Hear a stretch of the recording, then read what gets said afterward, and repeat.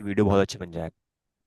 चलो अपन स्टार्ट करते हैं। चित्तौड़ कर करके आईपीओ करके एक वेबसाइट है, चित्तौड़गढ़.com करके। ये आईपीओ के पूरा डिटेल में चीज़ें बताता रहता है, वहाँ पे अपन को जाना है। यहाँ पे ओपन करने के बाद अपन को देखना है आईपीओ का मेन बोर्ड लिस्टिंग है ये। जो आईपीओ आने वाले हैं वो कंपनीज का यहाँ पर नाम आ जाएगा, जो जा चुकी है उनका भी आ जाएगा। मोर मेन लाइन आईपीओ के बारे में तो सिर्फ पहले मेन बोर्ड पे डिस्कस कर रहा हूँ मैं, है ना। साथ साथ में ये भी बताता हूँ कि इसके अभी मतलब 2025 में जितने भी आईपीओ वगैरह आए हैं उनकी कैसे क्या परफॉर्मेंस वगैरह रही है, वो भी हम यहाँ पे देख सकते हैं। जो आ चुके हैं उनकी क्या परफॉर्मेंस रही है वो भी दिखाता हूँ मैं।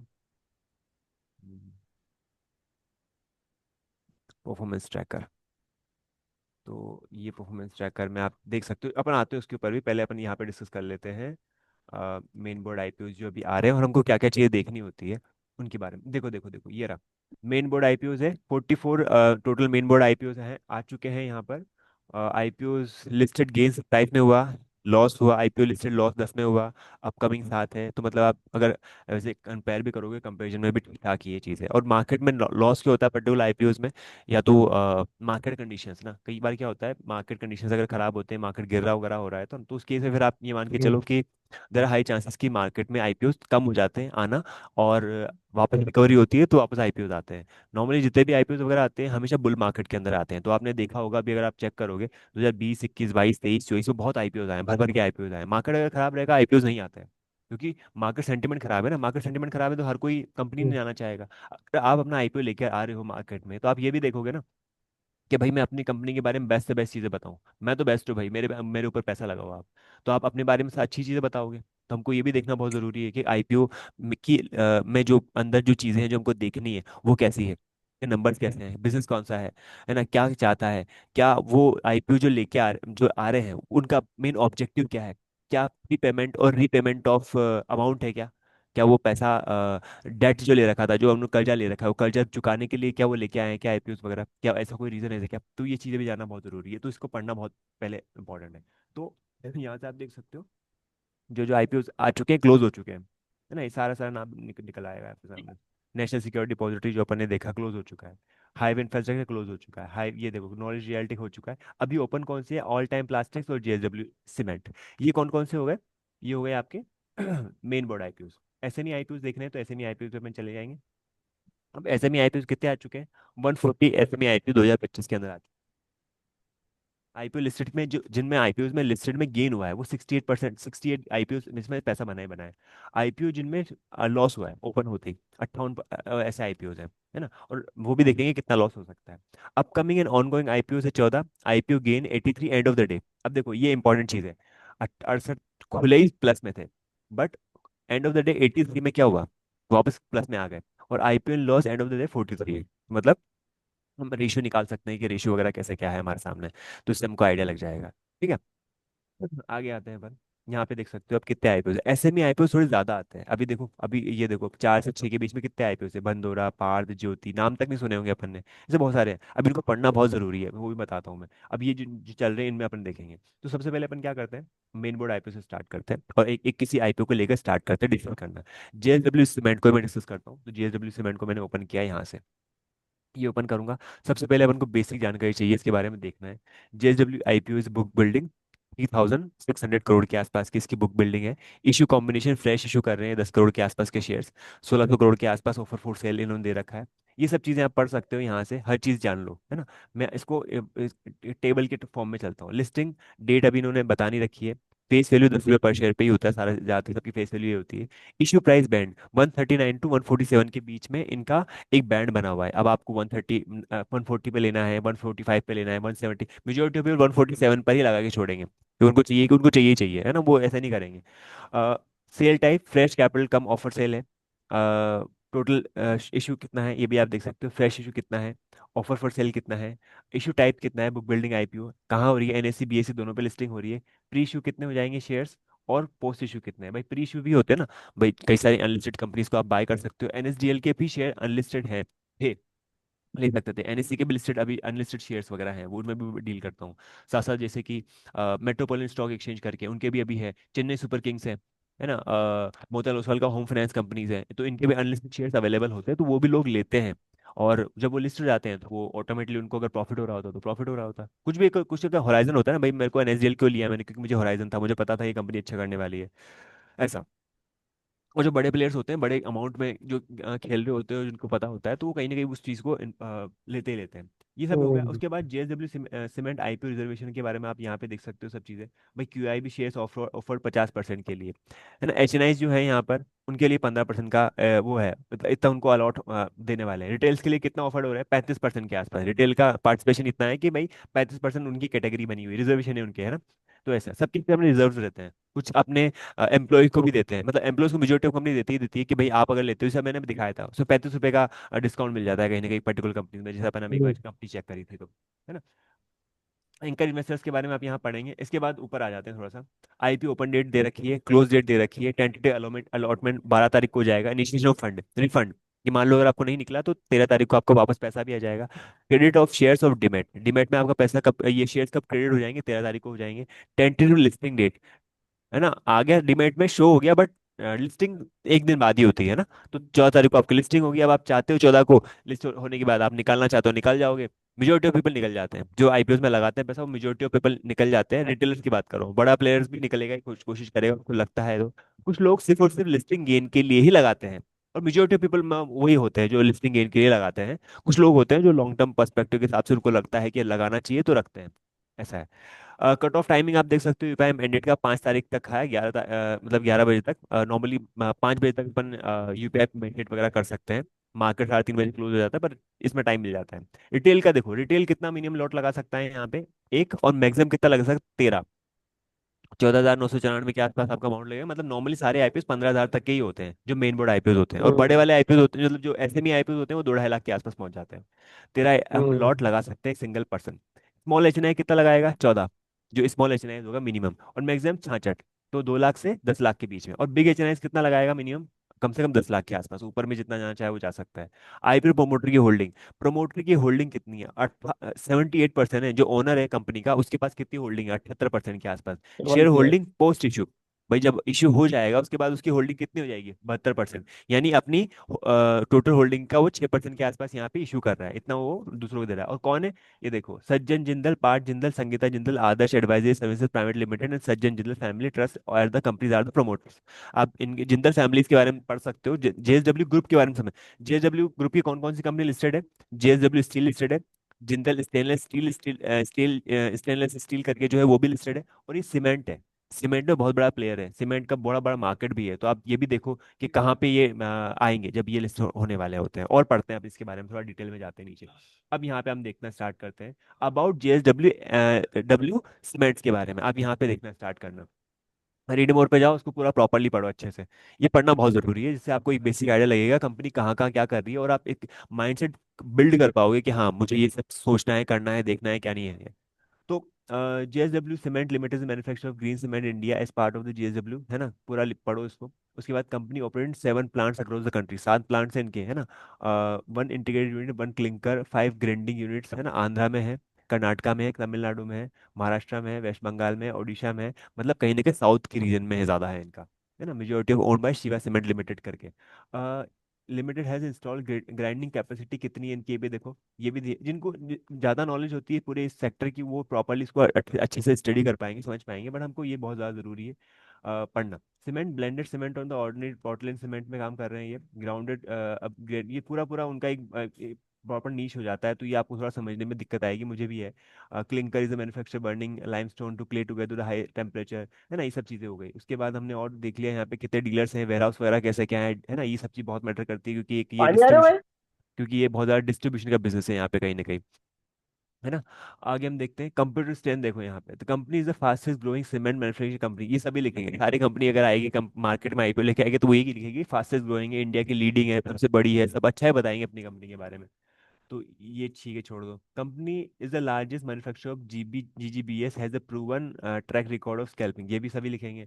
स्टडी लोकेटेड प्लांट है, वेल कनेक्टेड है, ये सब बढ़िया ठीक है। लोवेस्ट कार्बन डाइऑक्साइड इमिशंस वगैरह है, ये भी ठीक है। इसके बाद आपने extensive sales and distribution network in India to focus on strong brand है, the company benefit from the strong corporate lineage of the JSW group वगैरह सब दे रखा है इन्होंने। ठीक है, आगे आ जाते हैं। अब है यहाँ पे ये मेन जो इसके नंबर्स देखो आप। 2031 मार्च 2023 में कितना था एसेट? 10,000 करोड़ का। 11,000 करोड़ का हुआ 24 में, 25 में हुआ 12,000 करोड़ का। इनकम देख लो, है ना, कैसे ग्रो हो रही है, ऑलमोस्ट यहाँ पे फ्लैट ही रही है। प्रॉफिट आफ्टर टैक्स देख सकते हो, 104 करोड़ का था, 62 करोड़ का हुआ, अब यहाँ पे कम हो गया। एबिटा देख सकते हो यहाँ पे, नेटवर्थ आप देख सकते हो, रिजर्व एंड सरप्लस बढ़े घटे ये भी देखो, टोटल बोरोइंग घटी घरी है ये भी देखो। अब ये है मेन जो चीज चेक करने की, वो ये देखो, आरओसी देखो माइनस में है यहाँ पे, यानी कंपनी अभी लॉस कर रही है ना। कोई ना कोई रीजन हो सकता है लॉस का, यानी हो सकता है मान लो कंपनी ने पैसा आया होगा वो सीधा कहाँ डाल दिया, इन्वेस्टमेंट में डाल दिया, कोई बड़ा प्लांट वगैरह कुछ खोल रहे हो, या कोई ना कोई इनकी अप्रोच वगैरह उल्टी पुल्टी हो गई होगी, ऑपरेशन में कुछ दिक्कत आ गई होगी, वो सब चीजें। डेट ले लिया होगा इन्होंने, डेट भी देखो, डेट टू इक्विटी 0.98 है, एक के ऊपर अगर डेट होता है तो अच्छा नहीं मानते, एक के अंदर ही है, बट नॉट गुड, क्योंकि अर्निंग्स आरओसी 7% के आसपास, यानी कंपनी इतना एफिशिएंटली ट्रेड मतलब एफिशिएंटली काम नहीं कर पा रही है ना। ये तो ये नंबर्स थोड़े सही नहीं है। उसके बाद ईपीएस देखो नेगेटिव में है, कोई अर्निंग्स नहीं हो रही, और पी रेशियो भी देखा जाए तो बहुत माइनस में नेगेटिव में आ रहा है। बट कंपनी का नाम बड़ा है ना, तो कई लोग सिर्फ नाम के बेसिस पे आईपीओ लगाते हैं, जैसे एलआईसी है, नाम बड़ा है, टाटा का आईपीओ आएगा टाटा कैपिटल करके तो नाम बड़ा है, एनएसडीएल का नाम बड़ा था, आईआरसीटीसी का नाम बड़ा है ना, एचडीएफसी हाउसिंग फाइनेंस है तो उसका नाम बड़ा है ना, hyundai का नाम बड़ा है, तो कुछ लोग सिर्फ नाम के बेसिस पे भी इन्वेस्टमेंट करते हैं, है ना। और लिस्टिंग का गेन का कुछ नहीं है, लिस्टिंग गेन का मैं समझाता हूँ अभी आपको। अब यहाँ पे देखो, ये है मेन चीज, objective, objective of the issue, क्या क्यों रीजन है भैया आईपीओ लेके क्यों आए आप? चलो, part financing the cost of establishing a new integrated cement unit in Nagpur, है ना। साथ प्री पेमेंट और repayment in full and part and allocation, भैया ये तो क्या कर रही है, ये तो अपना कर्जा चुकाने के लिए आई है, भैया आपका पैसा लेगी, कर्जा चुका देगी, उसके बाद आप लेके बैठ जाओ। तो ये एक नेगेटिव चीज है ना, इसलिए हमेशा जानना जरूरी है कि प्री पेमेंट और रीपेमेंट तो नहीं कर रही कंपनी, है ना कहीं डेट तो क्लियर नहीं कर रही कंपनी, इसलिए आईपीओ आते हैं। अगर ग्रोथ के लिए आ रही है आईपीओ, या फिर पैसा उसकी चीज के लिए रहा है, कोई आरएनडी के लिए पैसा ले रहा है, तो वो एक सही मान जाएगी, बाकी ये सब चीजें थोड़ा नेगेटिव मानी जाती है। ये देखना जरूरी है, तो ये पढ़ना बहुत जरूरी है, ऑब्जेक्टिव हमेशा पढ़ो। उसके बाद इनके रिव्यूज वगैरह कोई देता है तो वो भी देख लो, है ना, इनकी आईपीओ सब्सक्रिप्शन का बिडिंग डिटेल्स वगैरह आप देख लो, है ना। और नीचे जाओगे तो यहाँ पे देखो ब्रोकर्स क्या बोल रहे हैं, ब्रोकर्स बोल रहे हैं 7 बोल रहे हैं सब्सक्राइब करने के लिए, 1 न्यूट्रल लेने के लिए, और अवॉइड कोई नहीं बोल रहा है, तो सब्सक्रिप्शन है नाम के हिसाब से, नाम के बेसिस पे ये खेल जाएंगे, और नाम के बेसिस पर ये प्लस में खुलने वाला है। दूसरी चीज, अब हमको एक और चीज देखनी होती है, सब चीजें पढ़ने के बाद आपको यहाँ देखना है जीएमपी, ग्रे मार्केट प्रीमियम, जो आप यहाँ पे देखने वाले हो जीएमपी, इसको ओपन करना है अपन को। ये ओपन किया आप, दूसरी वेबसाइट खुल जाएगी आपके सामने, है ना, इन्वेस्टर गेन करके वेबसाइट खुल जाएगी, इसमें आपका grey market premium, grey market premium आप आसान भाषा में समझ सकते हो कि भाई सट्टा बाजार जो होता है, चोर बाजार वगैरह जो हो गया, या फिर एक ऐसा बाजार जहाँ पर आपके पास अगर माल मिल रहा है तो लोग आगे से आपसे खरीद लेंगे उस प्राइस में जो गेन वगैरह है। तो वहां पे कितना प्राइस चल रहा है, जीएमपी कितना चल रहा है, ग्रे मार्केट में कितना चला है, 8% के आसपास। यानी ऐसा मान सकते हो आप कि 147 का जो स्टॉक है सीधे कहाँ से खुलेगा, 160 पे खुलेगा, ये मान सकते हो, है ना। तो ये प्रीमियम देखते हैं लोग। तो 4 तारीख को कितना था, 12%, 9%, फिर 4%, फिर 8%, फिर 8%, ऐसे। तो ग्रे मार्केट प्रीमियम के बेसिस पे भी लोग मेजोरिटी ऑफ पीपल जो इन्वेस्टमेंट करते हैं ना, लोग जिनको कुछ नहीं आइडिया होता वो यही देखते हैं, जीएमपी देखेंगे और चुपचाप वहाँ मार्केट में लगा देंगे, वो कहीं ना कहीं गलत भी नहीं होते हैं, पैसा कम बन भी जाता है, बट आप जल्दी भी निकल जाते हो ना, कंपनी के आपकी आपको वो पोटेंशियल था उसको 100% रिटर्न देने का, आप जल्दी निकल गए। और उसमें और भी फैक्टर मैटर करते हैं, टेक्निकल वगैरह भी देखने पड़ते हैं। एक तो ये बेसिक चीज़ हो गई, अब हम देख लेते हैं किसी और के बारे में भी, फटाफट देख लेते हैं, जैसे अभी हमने इसके बारे में डिस्कस किया ना। अब देखो हाईवे इंफ्रास्ट्रक्चर की बात करता हूँ, ये तो ऑलमोस्ट अभी हो चुका है बंद, इसको ले नहीं सकते, मैं इसके बारे में और पढ़ सकते हो, है ना, डायरेक्टली चाहो तो आप इनके डेटा नंबर्स देखना स्टार्ट कर दो। आरओसी देखो 19% का, मैंने कहा 15% के ऊपर है तो अच्छा है, 16% के आसपास आरओसी है, ये भी ये अच्छा है। हाईवे इंफ्रास्ट्रक्चर इंदौर का है क्या? हाँ हाँ हाँ, ये था डेट टू इक्विटी 0.61 के एक के अंदर है, ये भी अच्छा है। पी देखो 18 से 22 ही होगा, वो भी अच्छा ही है ना। यहाँ पे देखते हैं ब्रोकर एक है, मेंबर ने दो बोला है, हाँ कर लो, है ना। और देखो और देखो, और फटाफट फटाफट दिखाता हूँ मैं फटाफट उसमें, है ना, कितने करोड़ का ये बिल्डिंग बिल्डिंग सब देख लो। उसके बाद जीएमपी चेक करो, जीएमपी ग्रे मार्केट प्रीमियम कितना है ये भी चेक करो। अब ग्रे मार्केट प्रीमियम दिखाता हूँ, अभी है क्या इसमें, शो करेगा क्या, देखो कितना है, 51% का ग्रे मार्केट प्रीमियम है। यानी कि अगर आपने 70 रुपए का आईपीओ निकला, सीधे सीधे कितना खुलने के चांस है, 106 का खुलने का चांस है। इसलिए आईपीओ हमको देखने पढ़ने और लगाने हैं, है ना। अब ये एस्टिमेट प्रॉफिट कितना हो सकता है आपको, 7,000 के आसपास है, बीच में बढ़ा भी, ये कम ज्यादा होता रहता है ना। 25 मतलब जब से पता चला कि हाँ ये आईपीओ लेके आ रहा है, तब से इसका जीएमपी स्टार्ट हो जाएगा।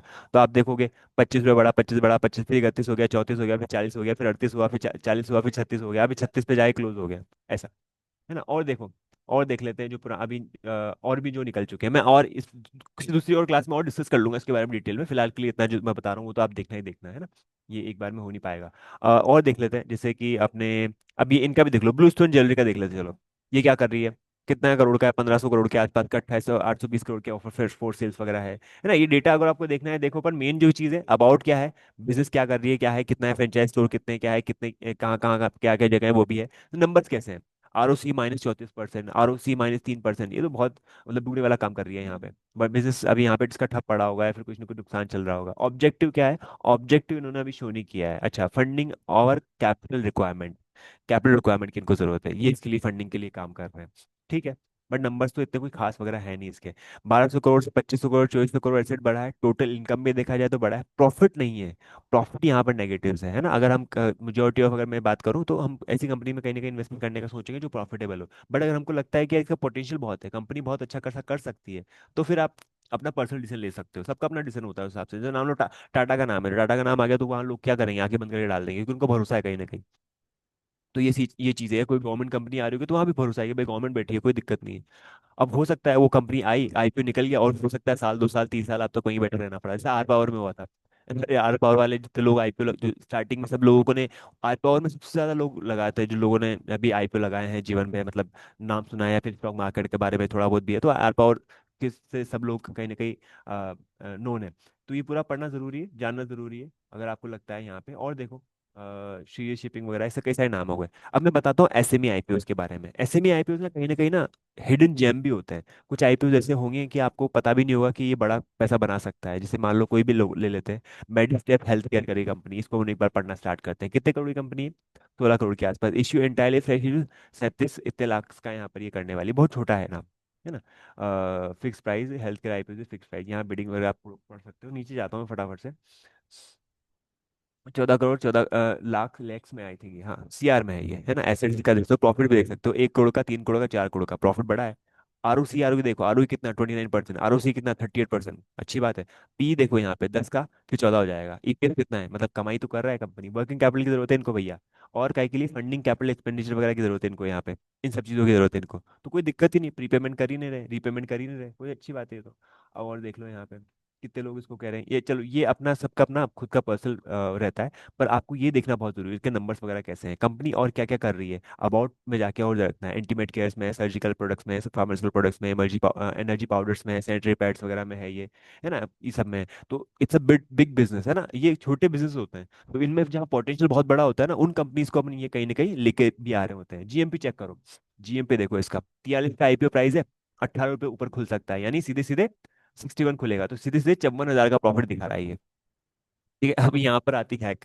भाई अमाउंट ही आपको 2 ढाई लाख रुपए लग रहा है, तो डेफिनेटली आपको जब 41% रिटर्न मिल सकता है, तो इतना प्रॉफिट होगा ही होगा। अब इसमें मारा मारी बहुत होती है, तो हमेशा ऐसा नहीं है। अब ऐसा नहीं है कि सारे IPOs SME IPO अच्छे होंगे, बट अगर हमको लगता है, हमारा कहीं ना कहीं लक लग गया, है ना, मिल गया, तो अच्छी बात है, तो कोई बुराई नहीं है। तो इसलिए हमेशा पढ़ना है, समझना है, देखना है, उसके बाद IPO में अप्लाई करना है। पर आपको ये बेसिक चीजें तो मैंने बता दी, और डिटेल में बहुत सारी चीजें होती है। DRH पे अगर आप खोलना चाहो किसी भी कंपनी का, मतलब बहुत 100 पन्ने मिल जाएंगे आपको, कितना पढ़ोगे।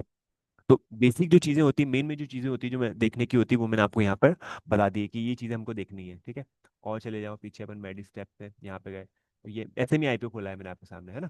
अभी और देखते हैं, मेडिस्टेप देखा ना अपन ने, चलो star imaging and path labs करके है, इसको एक बार पढ़ते हैं। ये भी चल रहा है, मेडिस्टेप जो हेल्थ केयर है, ये भी चल रहा है ना, लगा सकते हैं ऐसा वाला सीनारियो इसमें। अपन ने देख लिया, और थोड़ा और कुछ लगाना चाहो पूछ लो एक बार, और देख लेंगे, मतलब उसको लगाने से पहले पूछ लेना एक बार मुझसे, और पढ़ लेंगे थोड़ा सा। ये भी देख लेते हैं। यहाँ पे देखो, 40% का ROE, ROC 29% का, डेट टू इक्विटी एक के अंदर, बढ़िया है। ये चीजें और कभी बता दूंगा, EPS वगैरह के बारे में, ये भी ठीक ठाक है। यहाँ देख लो, एसेट बढ़ रहा है, 61 से 98 हो गया, टोटल इनकम बढ़ रही है, प्रॉफिट आफ्टर टैक्स बढ़ा है। देखो प्रॉफिट आफ्टर टैक्स देखो, 1 करोड़, 12 करोड़, 16 करोड़, कितना बड़ा जंप है इनका। EBITDA देख लो वगैरह, सब ठीक है बाकी तो। ये भी देख सकते हैं इसका क्या रीजन, क्या है, क्यों ला रहा है, और ऑब्जेक्टिव कितना है, pre payment and repayment of the company, पर ये 12 करोड़ के आसपास ही दे रहा है। वर्किंग कैपिटल इसको 25 करोड़ के लिए चाहिए। तो ये कहीं ना कहीं छुपी छुपी चीजें होंगी, ये चुपके से डाल देंगे इसमें कि हाँ हमको ये भी करना है और वो भी करना था, तो पर हम इसलिए आ रहे हैं। GMP चेक कर लो इसका, कंपनी क्या करती है वो तो बाद में पढ़ लेना, GMP चेक कर लो इसका। जीएमपी सबका चेक करके आप मतलब डिसीजन ले लेते हैं कई लोग। अब जीएमपी इसका ना के बराबर है, अभी ओपन ही हुआ है। मतलब हो सकता है अभी जैसे लेना स्टार्ट करेंगे तो अब जीएमपी बढ़ेगा। डिमांड के बेसिस पे भी जीएमपी बढ़ जाता है। मान लो किसी कंपनी की डिमांड बहुत है तो बहुत ज्यादा लोग ले रहे हैं वहाँ पर, तो इसे एकदम से जीएमपी शूट अप कर देते हैं यहाँ पे। तो इन चीज़ों को ध्यान में रखते हुए हमको आईपीओस को सिलेक्ट करना है। अब आप क्या करना है, यहाँ पे जाना, और यहाँ पे आपको सब मिल जाएगा डेटा। अपकमिंग आईपीओ है, डैशबोर्ड है, कैसी परफॉर्मेंस रही है, परफॉर्मेंस ट्रैकर में जाओगे तो आपको सारी परफॉर्मेंस मिल जाएगी कि कौन कौन से आईपीओ कब कब आया और कैसे कैसी परफॉर्मेंस रही है यहाँ पे। लिस्टिंग डे, लिस्टिंग गेन, है ना, करंट प्राइस, सब मिल जाएगा आपको यहाँ पे। देखो बहुत ही कम आईपीओ है जिन्होंने नेगेटिव में क्लोजिंग दी है यहाँ पे, कहीं ना कहीं ये है, बीच में लॉस भी हुआ है कुछ कुछ कंपनी में ऐसा। तो ये क्लास क्लोज हो जाएगी, और रिकॉर्डिंग है तो मैं आपको सेंड कर दूंगा, उसको अपडेट भी कर दूंगा, तो उसको आप फिर से देख सकते हो, है ना। तो पढ़ के समझ के जान के उसके बाद हमको आईपीओ में इन्वेस्टमेंट वगैरह करना है, ये देख सकते हो।